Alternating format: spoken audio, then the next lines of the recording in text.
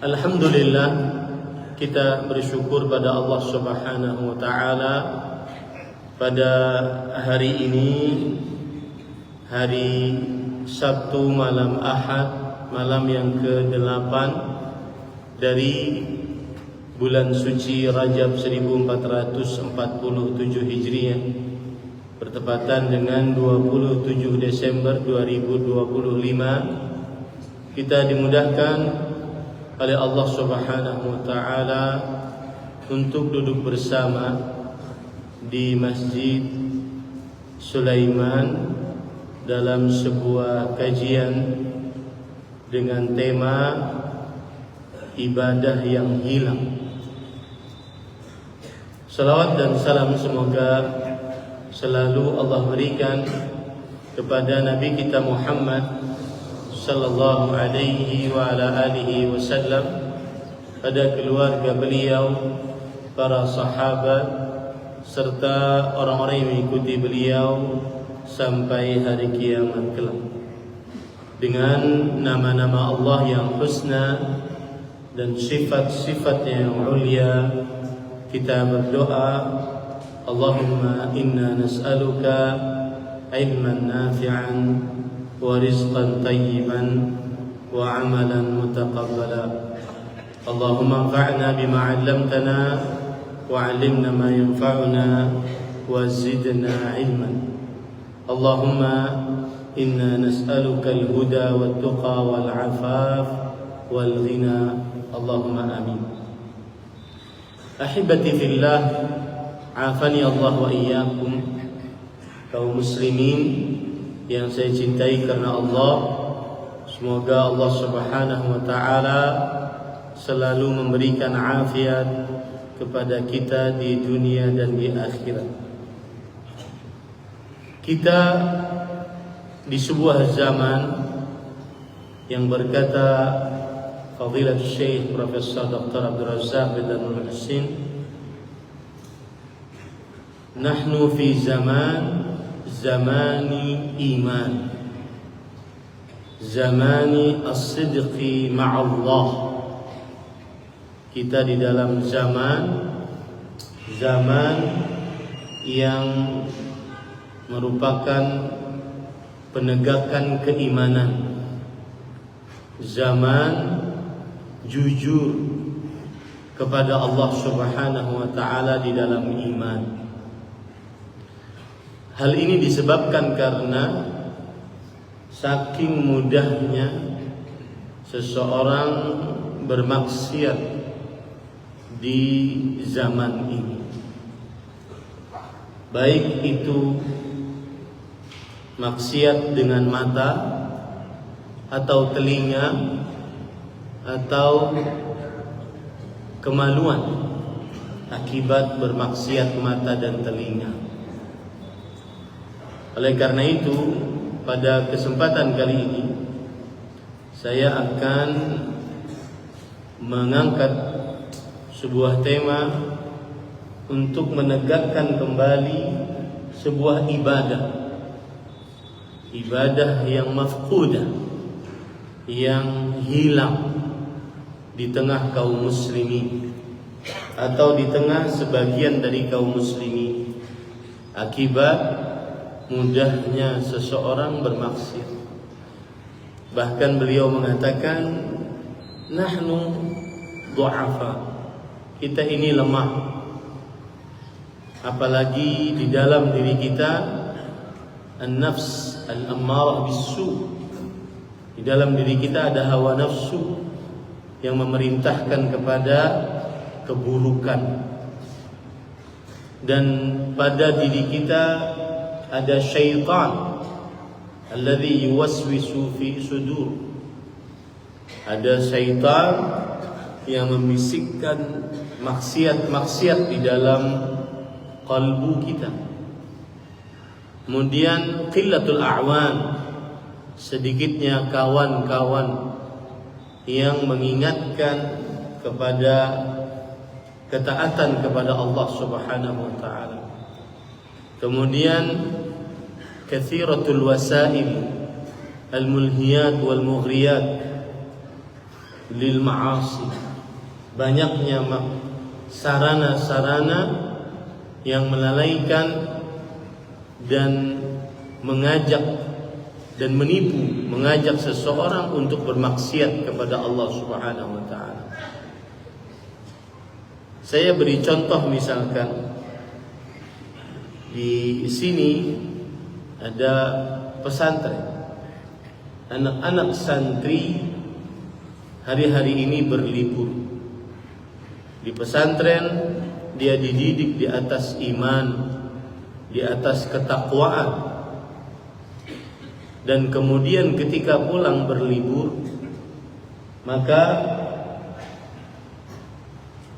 tidak ada pimpinan pesantren yang menjaganya. Tidak ada ustadz, pengawas yang mengarahkannya. Hanya ada satu yang bisa menjaga para santri-santri tersebut saat pulang ke rumahnya. Dan ini juga umum bagi kita seluruhnya, bukan hanya para santri. Tidak ada yang menjaga kita kecuali satu. Satu itulah yang dimaksud dengan ibadah mafqudah. Satu itulah sebuah ibadah yang hampir hilang di tengah kaum muslimin. Ibadah tersebut bernama muraqabatullah azza wa jalla. Merasa selalu diawasi oleh Allah Subhanahu wa taala. Di saat sendirian ataupun di tengah orang banyak, selalu merasa diawasi oleh Allah Subhanahu wa taala. Inilah ibadah yang mafqudah, yang mulai hilang di tengah kaum muslimin. Dan ibadah yang mulai hilang di tengah kaum muslimin ini sangat bermanfaat untuk mencegah maksiat yang berkaitan dengan mata, melihat hal-hal yang diharamkan, atau berkaitan dengan telinga, mendengar hal-hal yang diharamkan, atau turun dari mata kemudian kepada qalbu, berperasaan untuk hal-hal yang diharamkan, yang disebut oleh Imam Ibnu Qayyim rahimahullah al-khawatir as-sayyi'ah, yaitu besit-besit yang terbesit di dalam qalbu, hal-hal yang buruk. Kemudian turun ke kemaluan, baik dengan berzina ataupun dengan masturbasi ataupun dengan mengerjakan hal-hal yang berkaitan dengan syahwat-syahwat yang diharamkan.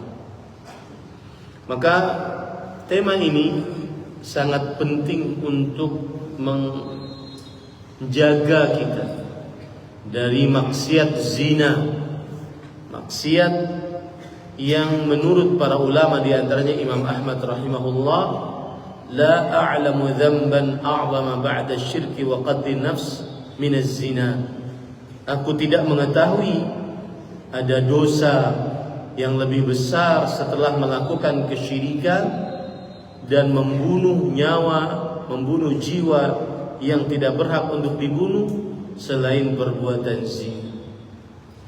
Zina yang diharamkan dalam seluruh ajaran para nabi alaihi salatu wassalam, bahkan seluruh peradaban mencela perbuatan zina.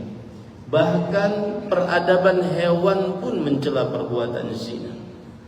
Zina baik dengan kemaluan atau dengan mata atau dengan lisan atau dengan telinga. Bahkan saking dahsyatnya hal-hal yang menghantarkan kepada perbuatan syahwat yang diharamkan, seseorang sudah tidak ada rasa lagi matanya saat berzina, melihat hal-hal yang diharamkan. Seseorang tidak merasa berat lagi mendengar perkataan-perkataan yang keji, kotor, porno. Seseorang tidak merasa berat lagi bahwa dirinya akan berhadapan dengan Allah Subhanahu wa taala kelak pada hari kiamat. Saya akan sebutkan beberapa kaidah yang dengannya kita menegakkan muraqabah, menegakkan ibadah yang hilang, merasa diawasi oleh Allah Subhanahu wa taala. Dan saya sering katakan bahwa terperosoknya seseorang ke dalam syahwat yang diharamkan ini tidak pandang bulu, baik yang sudah mengikuti dakwah sunnah, penampakannya sesuai dengan sunnah, berjenggot, celana di atas 2 mata kaki, mengikuti pengajian-pengajian sunnah, kemudian menghadiri kegiatan-kegiatan yang berkaitan dengan sunnah, mengetahui keutamaan sunnah, mengikuti dakwah salaf. Akan tetapi dia akan sangat lemah berhadapan dengan syahwat yang diharamkan. Sesuai dengan hadis Rasul sallallahu alaihi wasallam, "Ma taraktu ba'di fitnatan adarra 'ala ar-rijal minan nisa." Aku tidak pernah tinggalkan sebuah godaan apapun yang lebih berbahaya dibandingkan perempuan bagi laki-laki. Maka kita akan belajar bagaimana cara menegakkan muraqabah di dalam diri kita, merasa selalu diawasi oleh Allah Subhanahu wa taala agar tidak terperosok ke dalam syahwat yang diharamkan, baik secara nyata ataupun melalui media sosial di zaman sekarang. Dan kaidah yang pertama agar kita menegakkan muraqabah adalah ucapkanlah ma'adzallah, aku berlindung kepada Allah, atau ucapkanlah inni akhafullah, aku takut kepada Allah Subhanahu wa taala. Dan ucapan ini diucapkan oleh Nabi Yusuf alaihi salam ketika beliau diajak oleh istri gubernur Mesir Al-Aziz. Allah Subhanahu wa taala berfirman di dalam surat Yusuf ayat 23, wa rawadathu allati huwa fi baitiha an nafsi wa ghallaqatil abwab wa qalat hayta qala ma'adallah innahu rabbi ahsana mathwaya innahu la yuflihudh dhalimun. Dan wanita, ada yang menyebut namanya Zulaikha, ada yang namanya Imra'atul Aziz, istri Al-Aziz gubernur Mesir, yang Yusuf tinggal di rumahnya, menggoda Yusuf alaihissalam untuk menundukkan dirinya kepadanya, dan dia menutup pintu-pintu. Artinya pintu-pintu tersebut tertutup dengan perintah istri gubernur ini.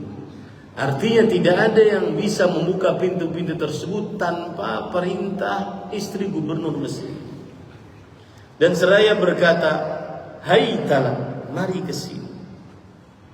Dan nanti saya akan sebutkan bagaimana ujian-ujian yang disebutkan oleh Nabi Yusuf alaihissalam, begitu banyak, puluhan ujian saat kata-kata hai talak.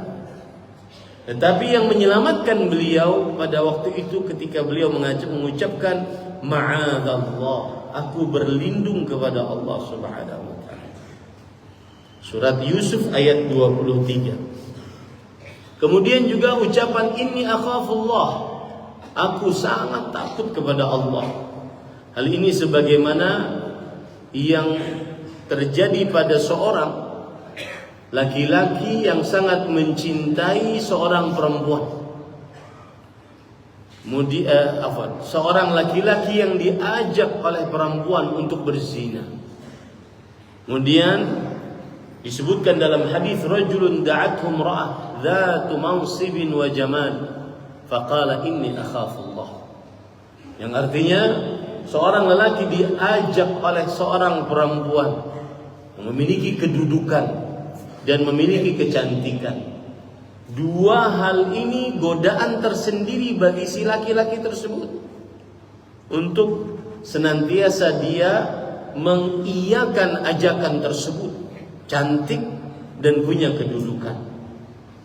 Punya kedudukan berarti tidak ada yang menahannya untuk melakukan perbuatan zina. Cantik menambah syahwat laki-laki tersebut agar telah mempiaskan syahwat haramnya. Tetapi dia tetap mengatakan, inni akhafullah. Aku takut kepada Allah Subhanahu wa taala. Al-Hafidz Ibnu Hajar Al-Asqalani rahimahullah ketika mengomentari hadis ini dalam kitab beliau Fathul Bari, "Wadh-dhahir annahu yaqulu dzalika bilisani." Dan pendapat yang lebih jelas, kuat, terang bahwa dia memang mengucapkan itu. Maka kaidah pertama, saat kita kehilangan atau mulai kehilangan ibadah muraqabah tadi, maka sering-sering ucapkan ma'adallah, aku berlindung kepada Allah, inni akhafullah, dan ucapkan dengan lisan bukan hanya dengan qalbu. Ucapkan dengan lisan bukan hanya dengan qalbu. Untuk apa? Liyajzaraha 'anil fahisyah aw liya'tadhira ilaiha.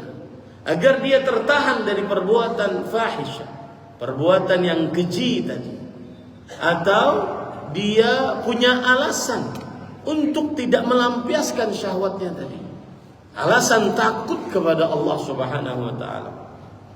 Kemudian Al-Hafidz mengatakan, wa yahtamilu an yaqulahu biqalbi. Ada kemungkinan juga dia menetapkannya di dalam kalbunya, sebagaimana dikatakan oleh Al-Qadhi Iyad rahimahullah. Kemudian Imam Al-Qurtubi rahimahullah, ulama Islam abad ke-7 Hijriah, mengomentari hadis ini, beliau mengatakan, innama yasduru dzalik an shiddati khaufin min Allah taala wa matinu taqwa wa haya. Yang artinya sesungguhnya ucapan saya takut kepada Allah, aku berlindung kepada Allah dari fahisyah, dari perbuatan keji ini, itu keluar dari saking takutnya kepada Allah Subhanahu wa taala dan saking kuatnya ketakwaan kepada Allah dan sifat malu dari Allah Subhanahu wa taala.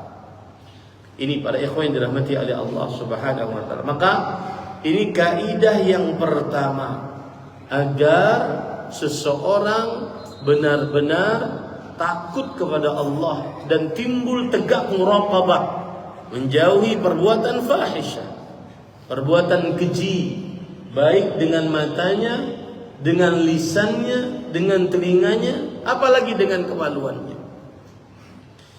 Nah, kemudian para ikhwan yang dirahmati oleh Allah Subhanahu wa taala,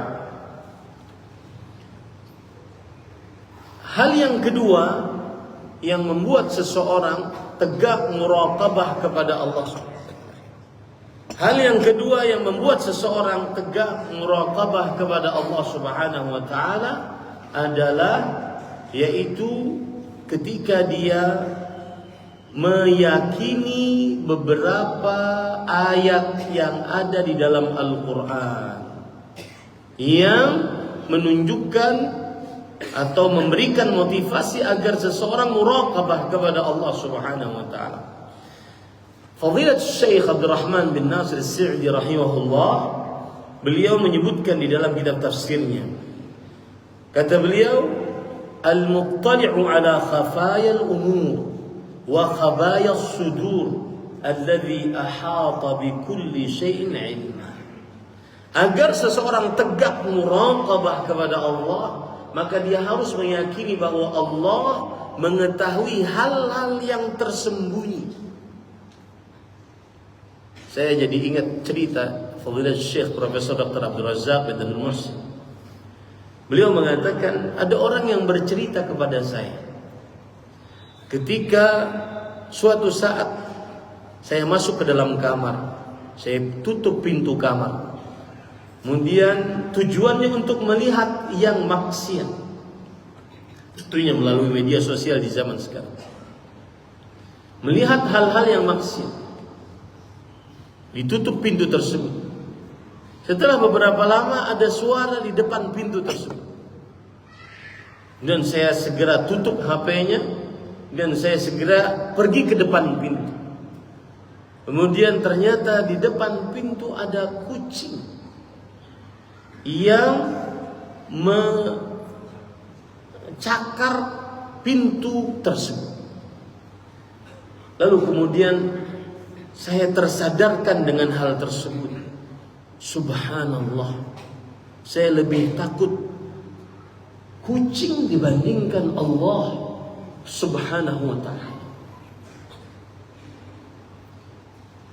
Dan saya ingin ingatkan sekali lagi, ini semua jangan merasa aman. Meskipun yang sudah katanya ngaji, hadir selalu pengajian di majlis, jangan merasa aman bermaksiat saat sendirian.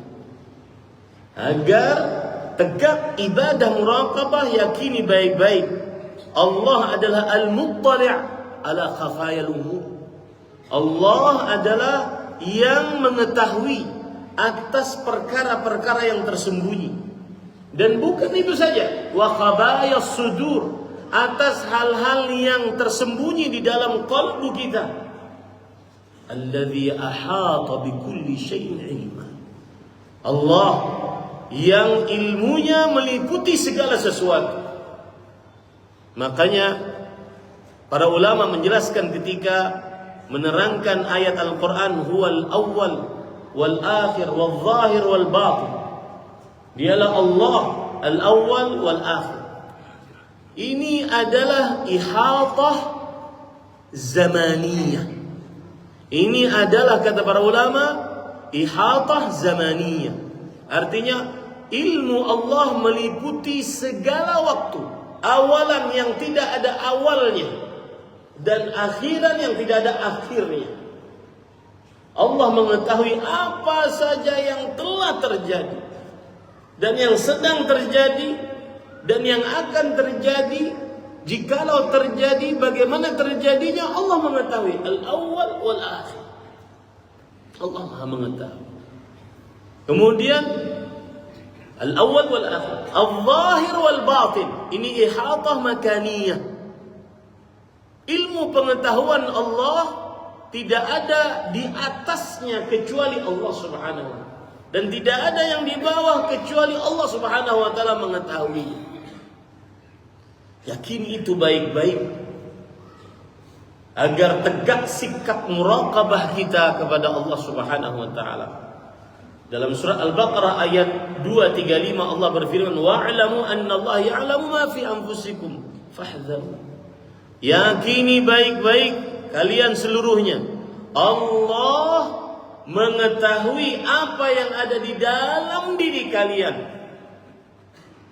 Itu ayat yang pertama, Al-Baqarah ayat 235. Ayat yang kedua, Al-Ahzab ayat 52. Wa kana Allah ala kulli syai'in raqiba, dan adalah Allah Maha mengawasi segala sesuatu.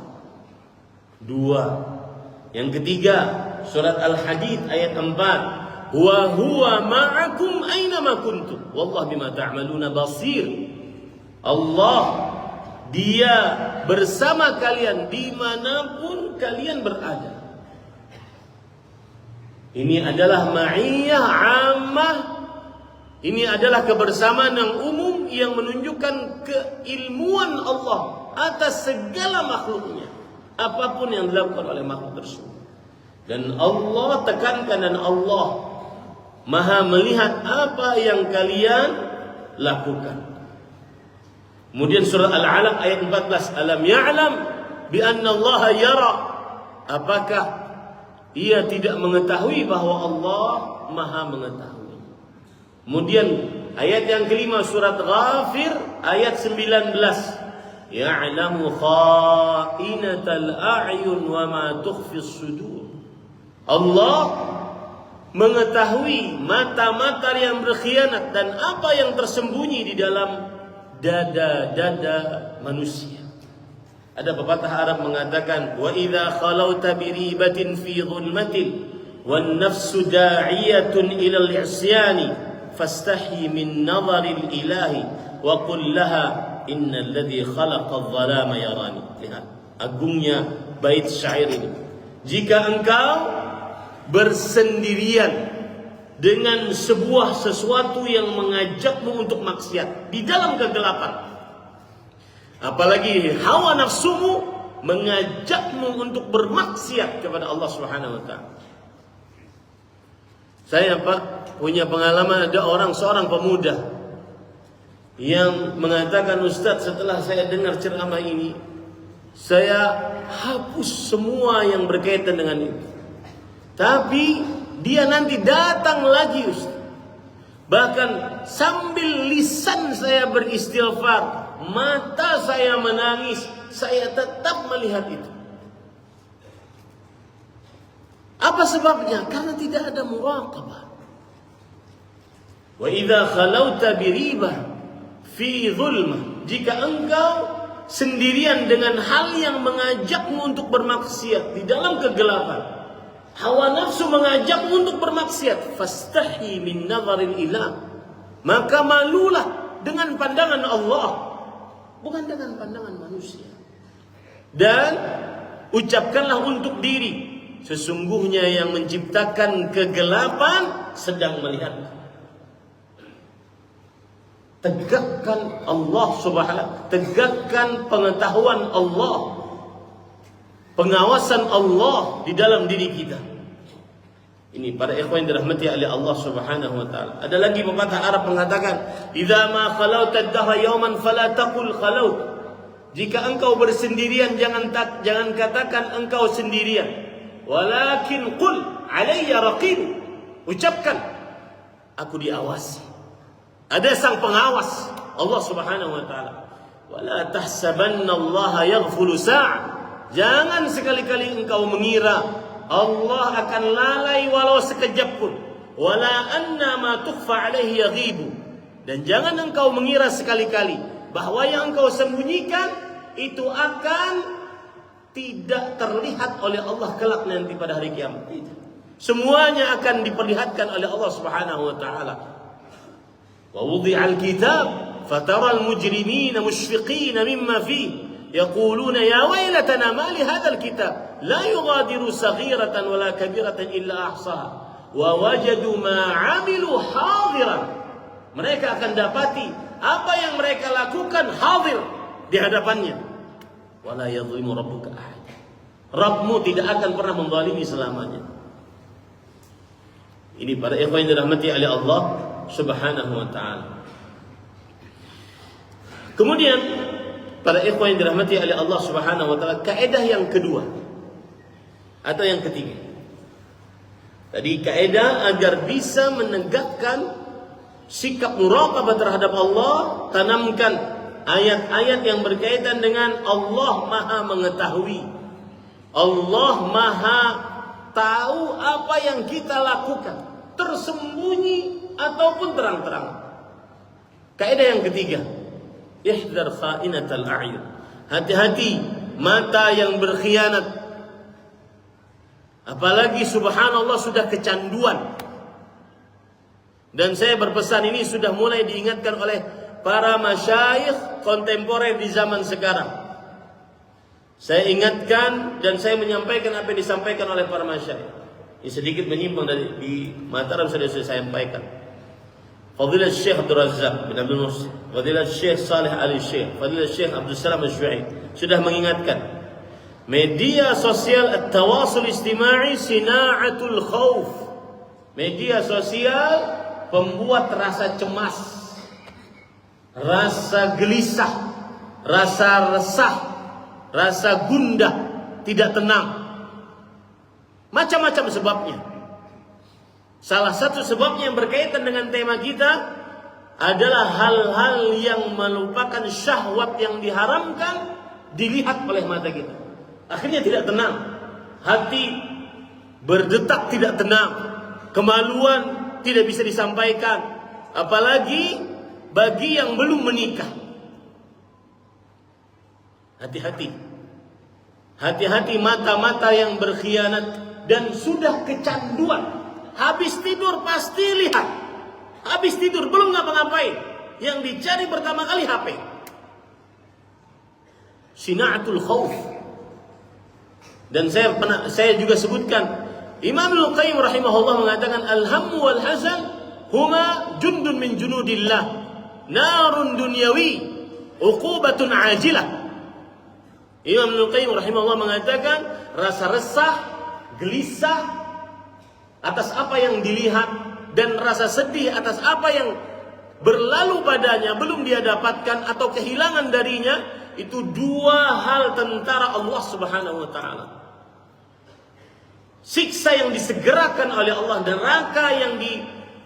neraka dunianya Allah Subhanahu wa taala. Berkaitan dengan tema kita, apa saja yang kita lihat dari hal-hal yang syahwat yang haram membuat seseorang tidak tenang. Harus sering-sering menghapus jejak, takut ketahuan, dan seterusnya. Maka hati-hati, ihdar kha'inatal a'yun, hati-hati mata-mata yang berkhianat. Makanya di awal kajian saya tadi mengatakan perkataan Imam Syekh Abdul Razak dan Nusib. Beliau mengatakan, nahnu fi zaman iman. Kita di dalam masa-masa yang harus lebih beriman. Zamanus sidq ma'allah, zaman jujur iman kepada Allah Subhanahu wa taala. Saking mudahnya bermaksiat saat sendirian. Dan ini tidak terbatas umurnya. Bahkan kadang-kadang yang sudah berumur masa syaikhukhah. Ibnul Jauzi rahimahullah di dalam kitab Ightinamul Mawasimil Umur, beliau mengatakan masa syaikhukhah adalah dari umur 50 sampai 60. Masih aja ada orang-orang yang sibuk dengan hal-hal fahisyah yang dilihat, dengan hal-hal yang diharamkan. Aturan dia persiapkan diri yang untuk berkumpul dengan kawan-kawannya sudah mendahuluinya. Hati-hati para ikhwan dirahmati Allah. Apalagi masa kuhul, masa umur 35 sampai 50. Sangat banyak syahwat-syahwat yang ada pada dirinya. Ini hati-hati para ikhwan, hati-hati mata-mata yang berkhianat. Perhatikan perkataan Fadilatul Syekh Al-Mufassir, disebut oleh para ulama Syekhul Islam fi zamani, seperti Syekhul Islam Ibnu Taimiyah di zamannya, Syekh Muhammad Al-Amin Asy-Syanqiti rahimahullah dalam kitabnya Adwaul Bayan. Beliau mengatakan fihi al-wa'id liman yakhunu bi'aini bin nadhari ila ma la yahillu lah. Ketika Allah berfirman di dalam Al-Qur'an surat Ghafir ayat 19, ya'lamu kha'inatal a'yun wa ma tukhfis sudur. Allah mengetahui mata-mata yang berkhianat dan apa yang tersembunyi di dalam dada-dada seseorang. Abdullah bin Abbas radhiyallahu anhu menafsiri mata yang berkhianat adalah ar-rajul yadkhulu ala ahli baitihim. Seseorang lelaki masuk ke dalam rumah seorang perempuan, di sana ada perempuannya dan ada keluarga perempuan tersebut. Wa fihimul mar'atul hasna au tamurru bih. Di tengah-tengah keluarga tersebut ada seorang perempuan yang cantik atau perempuannya lewat. Fa idza ghafalu lahadha ilaiha. Kalau seandainya keluarga si perempuan tersebut sedang lengah, maka si laki-laki ini melihat kepada perempuan tersebut. Fa idza fatinu ghadda basaraha anha. Tapi kalau seandainya keluarga perempuan tersebut memperhatikan si laki-laki ini, maka dia akan menundukkan pandangannya. Fa idza ghafalu lahadha fa idza fatinu ghadda. Dan terus seperti itu. Kapan lengah dia curi pandang. Kapan diperhatikan dia menundukkan pandangan. Itu mata berkhianat zaman dulu. Sekarang tidak ada lagi mata berkhianat. Sekarang pengkhianat semua. La haula wala quwwata. Termasuk yang berbicara di hadapan Bapak Ibu saudara-saudara. Tidak ada lagi mata berkhidmat. Semuanya nampak. Bahkan yang tidak punya media sosial bisa mencari. Subhanallah. Ini para ikhwan yang dirahmati. Makanya Syekh Muhammad Al-Amin Shinqiti ketika menafsir ayat ini, fihi al-wa'id, di dalamnya terdapat ancaman liman yakhulu bi'ainihi bin nazar lima la yahillu lah. Ancaman bagi siapa yang berkhianat dengan matanya melihat kepada yang tidak halal untuknya. Saking seringnya sudah tidak ada lagi berat di dalam qalbu. Wallahi para ikhwah, kita takut dengan hadis Rasul riwayat Imam Tirmidzi, "Idza adnaba al-'abdu nukkitat fi qalbihi nuktatun sauda." Jika seorang hamba berdosa, ditorehkan noktah hitam di dalam kalbunya.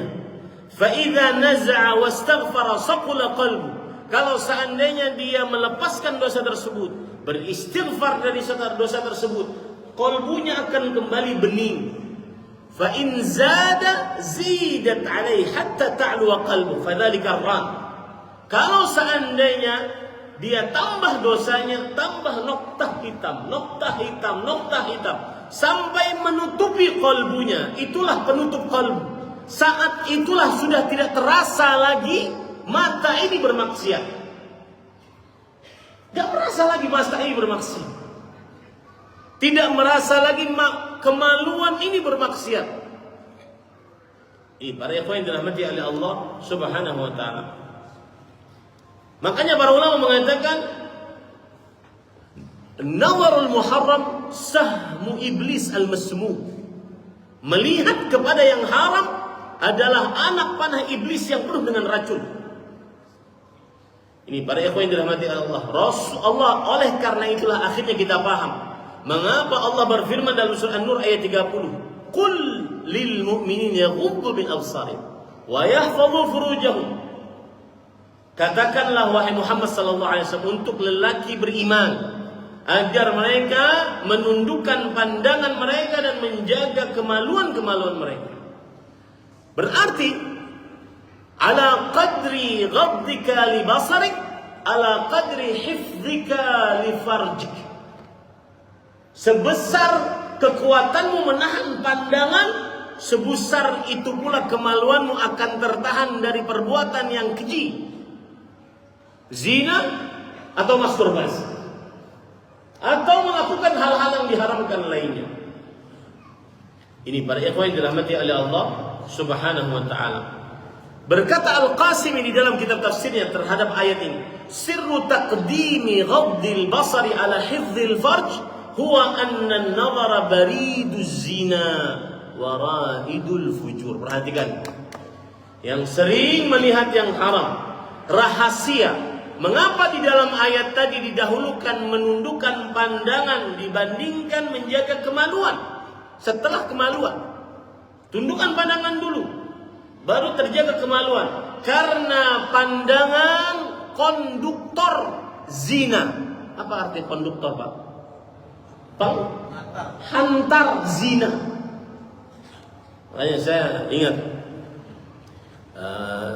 saudara saya karena Allah teman, akhi fillah, fadilah Ustaz Abu Abdul Muhsin Dr. Brandan Dijah Hafizahullah, beliau mengatakan, ana nggak bisa nazar, Din. Kalau sudah nazar perempuan, pasti kita pengen. Bahayanya nazar tuh. Kalau sudah nazar pasti pengen. Ya, maka jangan dilihat. Kenapa? Karena penglihatan adalah penghantar kepada perbuatan zina. Dan dia bendera untuk melakukan hal-hal yang tercela, yang berkaitan dengan syahwat yang diharamkan. Ini para ikhwan yang dirahmati oleh Allah Subhanahu wa taala. Ibnu Qayyim al-Jauziyah rahimahullah beliau mengatakan, wan nazaru aslu 'ammatil hawadits allati tusibul insan. Yang artinya, dan penglihatan sumber musibah yang banyak yang menimpa manusia. Fa inna an-nadhara tuwallidu khatra. Akibat melihat menghasilkan terbesit di dalam qalbu. Summa tuwallidul khatra fikrah.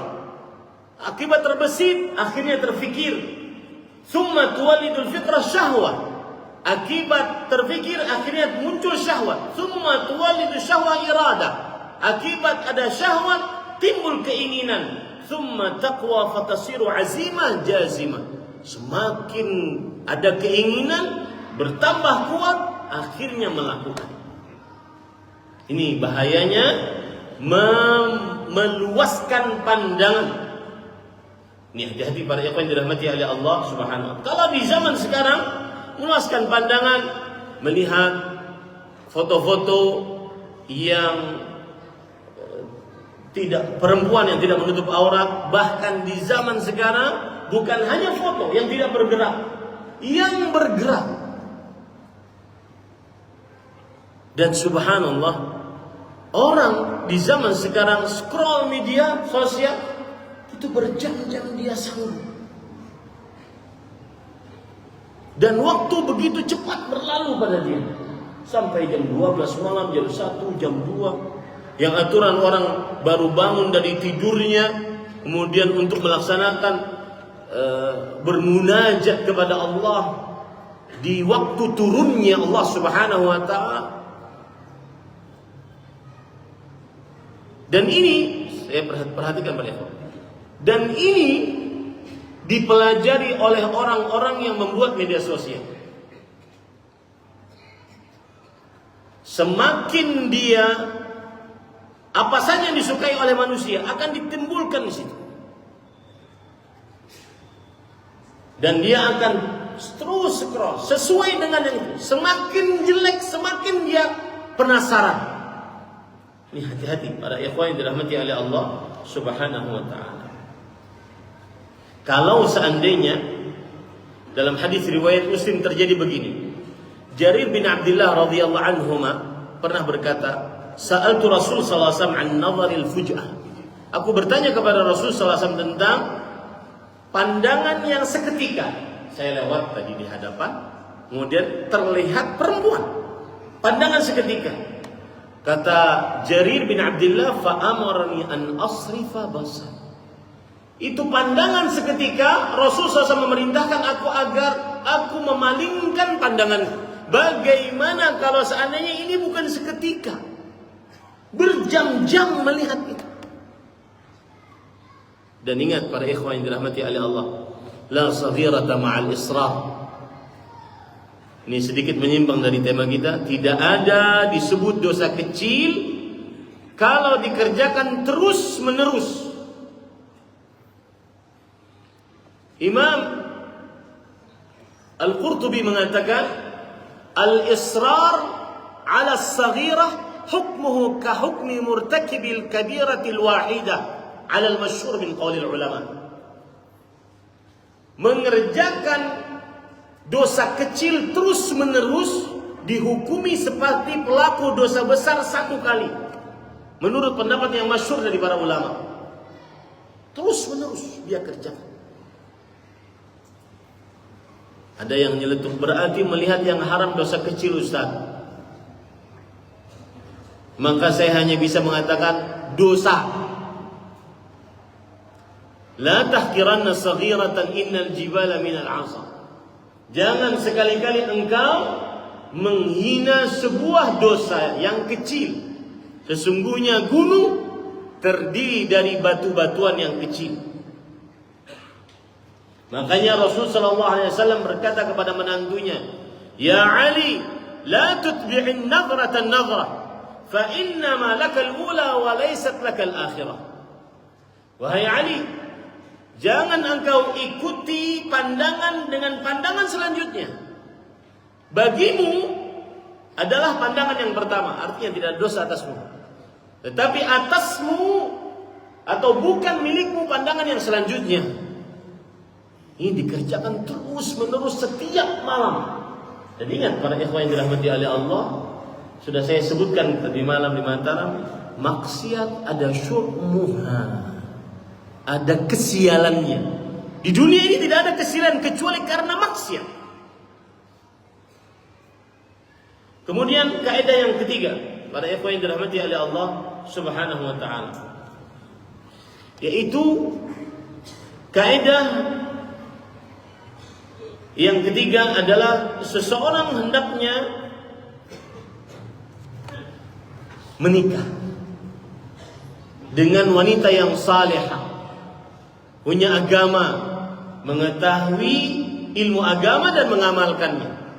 Ini adalah kaidah agar kita muraqabah terhadap syahwat-syahwat yang diharamkan. Rasulullah sallallahu alaihi wasallam bersabda dalam hadis riwayat Bukhari, "Ya ma'syaras syabab, man istata'a minkumul ba'a falyatazawwaj, man lam yastati' fa'alayhi bis-shaum fa innahu lahu wijah." Wahai para pemuda, siapa saja yang sanggup dari kalian untuk ba'ah. Ba'ah salah satu penafsirannya adalah berjima. Salah satu penafsiran yang lain adalah mu'natun nikah, biaya pernikahan. Maka hendaklah dia menikah. Dan siapa yang tidak sanggup hendaklah dia berpuasa. Sesungguhnya puasa adalah penahan dari syahwat yang diharamkan.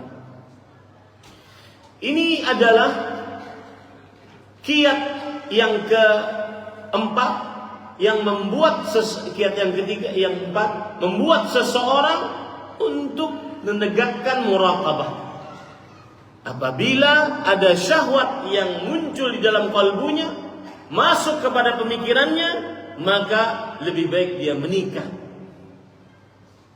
Dan para ikhwan yang dirahmati oleh Allah Subhanahu wa taala, Rasul sallallahu alaihi wasallam dalam hadis riwayat Imam Ibnu Majah, "An-nikah min sunnati." Nikah itu adalah sunnahku. Faman lam ya'mal bi sunnati falaysa minni. Yang tidak mengerjakan sunnahku maka bukan dariku. Maka menikahlah agar kita tegak muraqabah kepada Allah Subhanahu wa taala. Al-Munawi, ulama Islam abad ke-12 Hijriah, beliau mengatakan, kenapa kita diperintahkan untuk menikah? Lianna a'zamal bala al-qadih fid din syahwatul batan wa syahwatul farj.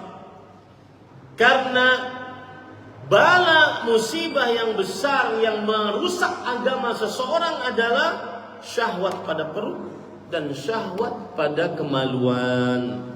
Maka menikahlah para ikhwan yang dirahmati oleh Allah Subhanahu wa taala.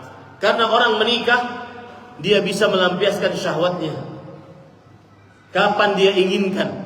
Sebagaimana hadis Rasul riwayat Muslim dari Abu Dzar radhiyallahu anhu.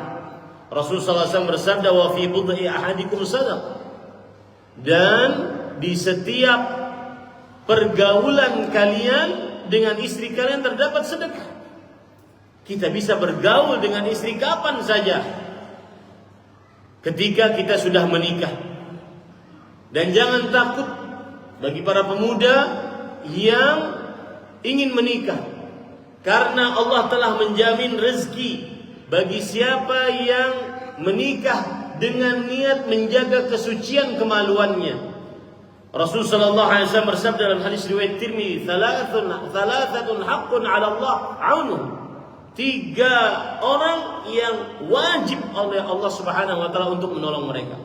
Salah satunya an-nakihul ladzi yuridul 'afaf. Seorang yang menikah yang menginginkan kesucian. Kata Imam Nawawi rahimahullah, al-iffatu minaz zina, kesucian dari berzina. Dan para ulama mengatakan, kalau seandainya tidak cukup satu untuk menjaga kesucian, dia berhak untuk menambah 2, 3, atau 4.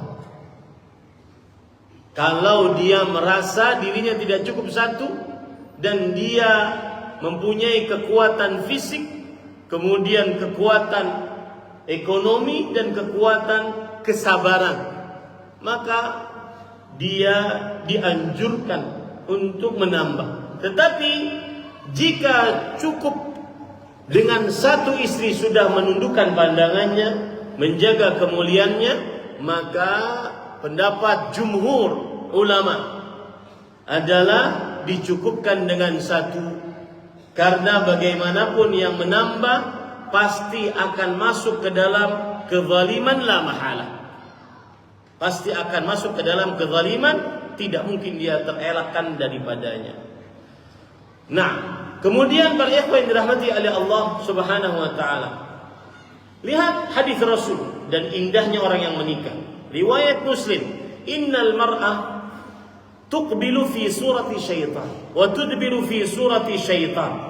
Fa idza absara ahadukum imra'ah falyati ahla fa inna dzalika yaruddu ma fi nafsi. Sesungguhnya perempuan dilihat dari depan dalam bentuk syaitan. Mohon maaf ibu-ibu ya. Dilihat dari belakang dalam bentuk syaitan. Dijelaskan oleh Imam Nawawi, maksudnya kesamaannya adalah syaitan mengajak kepada syahwat yang diharamkan. Begitu juga perempuan. Makanya Rasulullah SAW bersabda, al-mar'atu aurat. Wanita itu aurat, artinya malu untuk terlihat. Idza kharajat istasyrafa syaitan. Jika perempuan keluar, maka syaitan akan menjadikan dia pusat perhatian. Itu pasti. Seperti apapun perempuannya, itu pasti. Ya, ini para ikhwan yang dirahmati oleh Allah Subhanahu wa taala. Kemudian Rasulullah SAW setelah itu bersabda, jika salah seorang dari kalian melihat seorang perempuan, maka datangilah istrinya. Hal tersebut akan menghilangkan syahwat yang ada di dalam dirinya. Kemudian pada ikhwan yang dirahmati oleh Allah, kaidah yang kelima adalah berpuasa. Berpuasa sebagaimana hadis yang sudah saya sebutkan tadi. Imam Al-Qurtubi mengatakan, kullama qallal aklu dha'ufatis syahwah. Setiap sedikit makan melemah syahwat. Wa kullama dha'ufatis syahwah qallatil ma'asi. Setiap lemah syahwat maka sedikit bermaksiat. Ini para ikhwan yang dirahmati oleh Allah Subhanahu wa taala. Makanya Rasul sallallahu alaihi wasallam bersabda dalam hadis riwayat Imam Ibnu Majah, as-siyamu junnatun minan nar ka junnati ahadikum minal qital. Puasa adalah benteng kalian dari api neraka, sebagaimana kalian berperang memiliki tameng saat kalian berperang. Yang keenam, agar tegak muraqabah kepada Allah Subhanahu wa taala, jauhi orang-orang yang suka membicarakan syahwat yang diharamkan. Kalau ketemu dia pasti ngomongnya antara pusar dan lutut. Tidak lebih daripada itu. Maka jauhi para ikhwan. La yuhibbullahu al-jahra bis-su'i minal qaul illa man dhulim. Allah tidak menyukai menampakkan keburukan dari ucapan kecuali orang yang terzalimi. Rasul sallallahu alaihi wasallam bersabda dalam hadis riwayat Imam Tirmidzi, "Laisal mu'minu bit-ta'an walal la'an walal fahishil badhi." Bukanlah orang yang suka mencaci, bukanlah orang beriman suka mencaci, melaknat, berkata keji, kotor, porno, yang dibicarakan cuma buah dada perempuan, yang dibicarakan cuma tubuh perempuan, kemaluan perempuan, dan seterusnya. Ya, jangan sering-sering berkumpul dengan orang-orang yang perkataannya selalu hal-hal yang berkaitan dengan syahwat yang diharamkan. Yang ketujuh, menjauhlah dari tempat-tempat maksiat. Kalau di zaman sekarang tempat maksiat bukan hanya di tempat-tempat lokalisasi, tempat-tempat para pelacur, enggak. Bahkan sampai masuk ke dalam rumah kita. Bahkan kita bawa dengan tangan kita kadang-kadang. Maka saya berpesan, yang tidak sanggup, sudah mencoba Ustaz, tapi selalu gagal, maka hilangkan media tersebut agar seseorang tidak terperosok ke dalamnya. Jangan main mukhatarah, untung-untungan dengan iman. Ini bisa. Enggak. Hapus. Apalagi yang cuma konsumen di media sosial. Cuma kerjanya lihat. lihat yang diharamkan, maka hapus. Antum tidak akan rugi. Tidak akan rugi. Tidak memiliki hal tersebut. Hapus. Yang tidak sanggup, hapus. Yang tidak bisa menjaga, dihapus. Segala macam sarana yang menghantarkan kepada kekejian. Lihat para ikhwan yang dirahmati oleh Allah Subhanahu wa taala. Nabi Yusuf alaihissalam dalam surat Yusuf ayat 25, "Wastabaqal bab wa qaddat qamisahu min dubur." Nabi Yusuf pergi menuju pintu. Harus menjauh dari tempat tersebut. Tidak boleh seseorang membiarkan imannya untung-untungan. Kapan imannya lagi kuat, selamat ya. Kapan imannya lagi lemah, terperosok lagi. Tidak boleh. Yang ke-8, jangan jadikan rumah kita seperti kuburan, bacalah Al-Quran. Yang ke-9, sibukkan diri dengan ketaatan kepada Allah Subhanahu wa ta'ala. Sibukkan diri dengan ketaatan kepada Allah Subhanahu wa ta'ala. Bahkan disebutkan dalam hadis riwayat Imam At-Tabarani. Perhatikan baik-baik. Di hari kiamat, jangankan orang bermaksiat, orang yang mengerjakan ketaatan saja akan menyesal. Rasulullah SAW bersabda, "Laisa yatahassaru ahlul jannah illa ala sa'ah marrat bihim wa lam yadhkurullah azza wa jalla fiha." Tidak pernah penghuni surga merasa menyesal kecuali atas sebuah waktu yang terlewat bagi mereka saat di dunia, dan saat itu mereka tidak berzikir kepada Allah Subhanahu wa taala. Hati-hati para ikhwan yang dirahmati oleh Allah. Kaidah yang ke-9 adalah sibukkan dirimu dengan ketaatan. Jangan sampai ada, terutama para pemuda, jangan sampai ada waktu kosong. Inna syababa wal faragha wal jidata mafsadah, ayya mafsadah. Sesungguhnya masa muda, ya, dari umur baligh 15 sampai 35, atau dari masa matang 35 sampai 50 kata Imam Al-Jauzi rahimahullah, maka jangan sampai kosong. Sesungguhnya masa muda, waktu luang dan kelapangan hidup nyaman, tinggal scroll.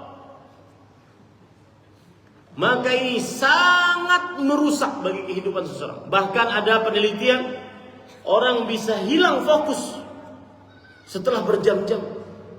Yang dilihat belum dicerna, terus lagi. Dilihat belum dicerna, terus lagi. Terus. Hilang fokus nih. Setelah ini ngapain ya? Tadi janji apa ya? Tadi ngomong apa ya? Hati-hati para ikhwan yang dirahmati oleh Allah Subhanahu wa ta'ala. Kemudian yang terakhir para ikhwah yang dirahmati oleh Allah Subhanahu wa taala, yaitu seseorang tidak boleh lupa silahul mukmin, senjatanya orang beriman, yaitu berdoa kepada Allah Subhanahu wa taala. Berdoalah kepada Allah, karena Allah yang membolak-balikkan qalbu. Allah yang memberikan petunjuk. Berdoa kepada Allah Subhanahu wa taala. Sering-sering membaca doa, Allah mahdini wa saddidni. Ya Allah, beri aku petunjuk. Ya Allah, bimbing aku dalam kebenaran. Sering-sering berdoa, Allahumma inni as'alukal huda wat tuqa wal afaf. Aku mohon kepada Engkau petunjuk, ketakwaan, sifat iffah, kesucian, dan rasa cukup. Terakhir, para ikhwan yang dirahmati oleh Allah Subhanahu wa taala, yaitu hendaknya seseorang harus takut dia mati di atas su'ul khatimah. Agar tegak muraqabah, takutlah mati di atas su'ul khatimah, dan berharaplah mati di atas husnul khatimah. Saya akan bacakan beberapa kisah yang disebutkan oleh Imam Ibnu Qayyim dan yang lainnya tentang seorang yang mati di atas su'ul khatimah. Beliau sebutkan di dalam kitab Ad-Da' wa Ad-Dawa. Kata beliau, yurwa annahu kana bi Misr rajulun yalzamul masjid al-adhan was-salah. Ada dikisahkan seseorang di Mesir yang senantiasa melazimi azan dan salat. Berarti dia ini muadzin. Wa alaihi baha'u ta'hu nurul ibadah. Dan pada dirinya ada cahaya dan kewibawaan ketaatan. Cahaya ibadah dan kewibawaan ketaatan. Faraqa yawman al-manara ala adati lil adhan. Suatu ketika dia pergi ke atas untuk azan. Dulu tidak ada mikrofon seperti ini, pembesar suara. Dia ke atas untuk azan agar bisa mengumandangkan azan. Wa kana tahta al-manara darun li nasrani. Di bawah menara tersebut ada rumah yang dimiliki oleh seorang Nasrani. Fattala'a fiha fara'a ibnata sahibid dar faftutina biha. Lalu dia lihat ke rumah tersebut dari atas, dia lihat ke bawah. Ternyata ada perempuan yang ada di dalam rumah tersebut. Lalu dia tergoda dengannya, hanya satu kali pandangan. Tergoda dengannya. Fatarakal adzan wa nazala ilaiha. Dia pun tinggalkan azan. Turun dia, lihat ya. Kalau sudah ada pandangan, maka terbesit di dalam qalbu. Kalau sudah terbesit di dalam qalbu, terfikirkan. Kalau sudah terfikirkan, ada keinginan. Azan sudah tinggalkan. Tidak ada nilainya lagi. Karena sudah mulai kekuatan syahwat tersebut muncul. Wa dakhalat dar 'alaiha. Dia masuk ke dalam rumah tersebut. Faqalat lah, ma sya'nuka wa ma sya'nuka wa ma turid. Lalu sang perempuan mengatakan, ada apa dengan engkau? Apa yang kau inginkan masuk ke sini? Kemudian laki-laki tersebut mengatakan, uriduki. Aku ingin engkau. Qalat limadha? Sang perempuan bertanya, kenapa? Qala qad salabti lubbi wa akhadti bimajami'i qalbi. Engkau telah merenggut isi hatiku. Ini kalau sudah syahwat melampaui batasnya, dia akan tidak peduli dengan apapun. Makanya para Imam Al-Qayyim mengatakan, wa sababu fitnati syahawat taqdimul hawa 'ala al-'aqli wasyar'. Sebab didahulukannya syahwat adalah sebab terjadinya godaan syahwat mendahulukan hawa nafsu dibandingkan akal sehat dan dibandingkan dalil syariat. Berzina rasanya 5 menit, 10 menit, 15 menit selesai. Dia lebih dahulukan hawa nafsu dibandingkan akal sehatnya, dibandingkan dalil syariatnya. Makanya dia mengatakan, salabti lubbi wa akhadti bimaja'imil qalbi. Engkau telah merenggut isi hatiku. Kemudian sang perempuan mengatakan, la ujibuka ila ribatin abadan. Saya tidak akan mau dengan engkau kalau cuma main-main. Harus serius. Ala atazawwaj. Kata sang pemuda tersebut, aku akan menikahi engkau. Qalat anta muslim wa ana nasrani. Engkau muslim, aku seorang wanita Nasrani. Wa abi la yuzawwijuni minki. Bapakku tidak akan menikahkanku denganmu. Qala lihat, atanassar.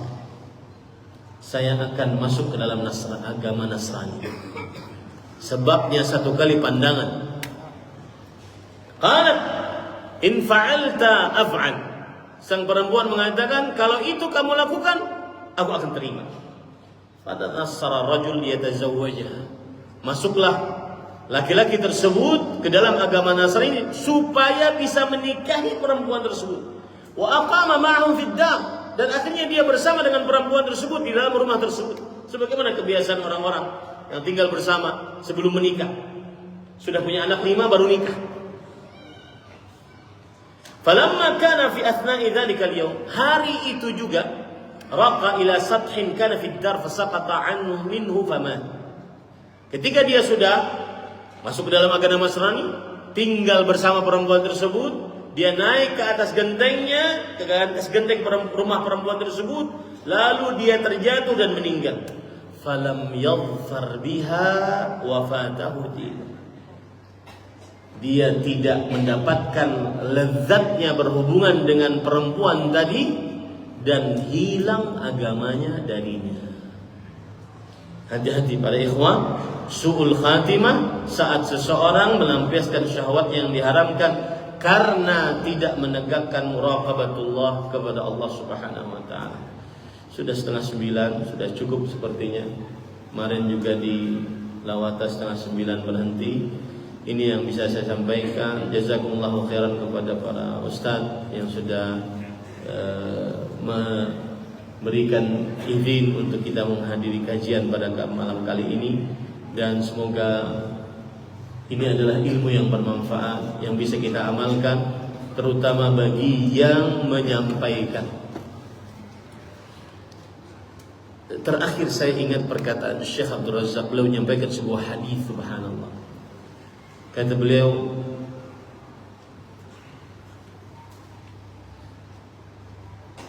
wailun lil a'sar minal qawm, wailun lil musirrin, neraka wail bagi sebuah corong. Artinya gini, lil aqma' minal qaul, wailun lil aqma'. Al aqma' minal qaul. Kita kalau ada corong begini ya, itu ada tempat yang hanya sekedar lewat saja. Di atas ini corong, ada lewat. Misalnya ada pipa, udah lewat gitu. Jangan sampai nasihat-nasihat tadi masuk ke dalam hadis. Wailul lil aqma', al aqma' minal qaul. Neraka wail bagi orang aqma'. Aqma' itu corong yang hanya lewat saja ucapannya masuk telinga kanan, bahkan tidak keluar dari telinga kiri, keluar lagi dari telinga kanan. Berarti gak masuk, berarti gitu, keluar lagi dari telinga kanan. Siapa mereka itu? Wailun lil musirrin alladzina ya'malun wa ma la ya'lam ma ya'malun, yaitu orang-orang yang senantiasa terus-menerus di dalam dosa. Setelah diberi nasihat, tidak mengerjakan apa yang sudah dinasihatkan. Hati-hati para ikhwan yang dirahmati oleh Allah, semoga bermanfaat. Wallahu a'lam. Jazakumullahu khairan. Subhanakallah bihamdik, asyhadu an la ilaha illa anta, astaghfiruka wa atubu ilaik. Wassalamualaikum warahmatullahi wabarakatuh.